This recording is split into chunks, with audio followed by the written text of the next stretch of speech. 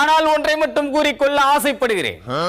நொங்கையும் பதநீரையும் நாடும் அளவுக்கு பங்குனி வெயில் மண்டையை பதம் பார்க்க தொடங்கிவிட்டது. உச்சி வெயில் மண்டையை பிளக்கும் போது தலையில் சூடேறுவது இயல்பு. அதை போல் களம் தேர்தலை நெருங்க நெருங்க தலைவர்களின் மண்டையிலும் சூடு தானாக ஏறி வருகிறது. இந்த முறை வெயிலின் வேகம் அதிகமாக இருக்கும் என்று வெயில் விஞ்ஞானிகள் கூறி வருவதை பார்த்தால் ஐஸ் வியாபாரம் களை கட்டும் என்று எல்லோரும் எதிர்பார்க்கலாம்.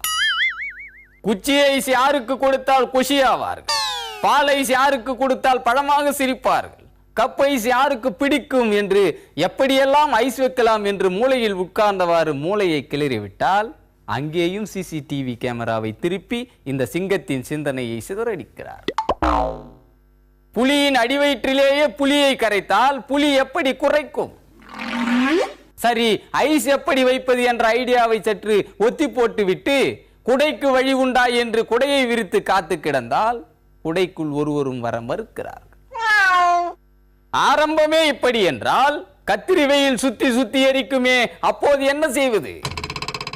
எல்லோரும் தனியாக நிற்பதாக சவடால் அடித்தால் நிலைமை இப்படித்தான் இருக்கும் என்று அன்றைக்கு செபாலஜிஸ்ட் அனைவரும் செப்பினார்.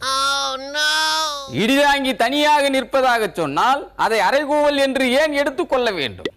அதை ஒரு அரைகுறை கூவல் என்று புரிந்து கொள்ள பழகி கொள்ள வேண்டும். ஏன் ஒரு புலம்பல் என்று கூட எடுத்துக்கொள்ளலாம், அதில் ஒன்றும் குறைவில்லை. ஒருவன் மேடையில் நின்று கொண்டு உருமுகிறான் என்று சொன்னால் அந்த உருமலில் உண்மை இருக்கிறதா அல்லது உதறல் இருக்கிறதா என்பதை பகுத்து ஆராய்ந்தால்தான் அரசியலில் ஆனா தொடங்கி அக்கண்ணாவை எட்ட முடியும். ஒருவனின் உடல் மொழியை ஆராய்ச்சி செய்தால்தான் மனசை பசக்கென்று பற்றி கொள்ள முடியும். இடிதாங்கி தனியாக நின்று ஊளையிடும் போதெல்லாம் கூட்டணிக்காக கூடி வரும் கட்சிகள் கூட தருமி தன்னால் பேசுகிறான் என்று அடுத்த கட்சி ஆபீஸுக்கு போய்விடுகிறார். ஆக இப்போதைக்கு களத்தில் எங்கு பார்த்தாலும் காணல் நீராகவே தெரிகிறது.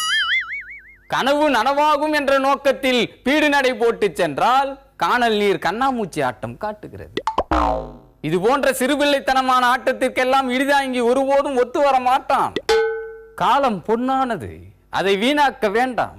ஒரு குடையின் கீழ் ஒன்று கூடுவோம் என்று உங்கள் எல்லோரையும் எச்சரித்து விடைபெறுகிறேன். நன்றி, வணக்கம்.